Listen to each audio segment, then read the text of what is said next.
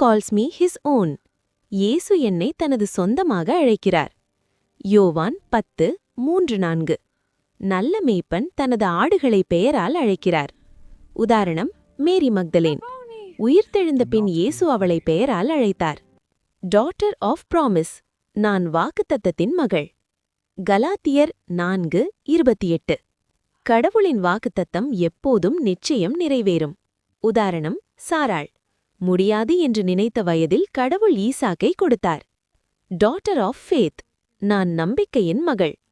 எபிரேயர் 7:1. நம்பிக்கையில்லாமல் கடவுளை பிரியப்படுத்த முடியாது. உதாரணம், அன்னாள். கண்ணீருடன் ஜெபித்தால் கடவுள் அவளுக்கு சாமுவேலை கொடுத்தார். ஹிஸ் பிரின்சஸ், நான் அவருடைய இளவரசி.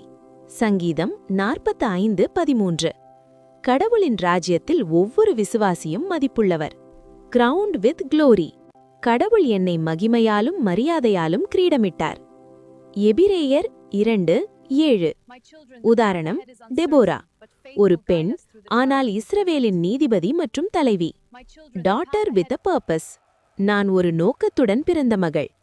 எரேமியா 1:5.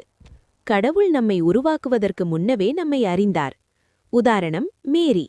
அவள் உலக இரட்சகரை பெற்றெடுக்க கடவுள் அவளை தேர்ந்தெடுத்தார். உலகம் உன்னை சாதாரண பெண் என்று சொல்லலாம், ஆனால் கடவுள் சொல்கிறார், நீ ராஜாவின் மகள்.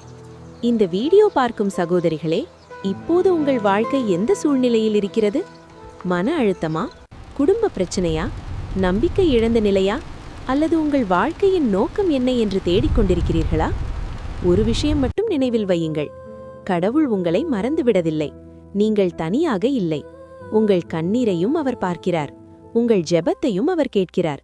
பைபிளில் இருந்த பெண்களைப் போலவே உங்கள் வாழ்க்கையிலும் கடவுள் ஒரு அற்புதம் செய்ய முடியும்.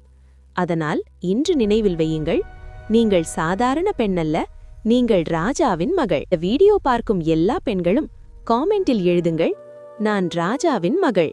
எல்லா பெண்களுக்கும் happy women's day. God bless you.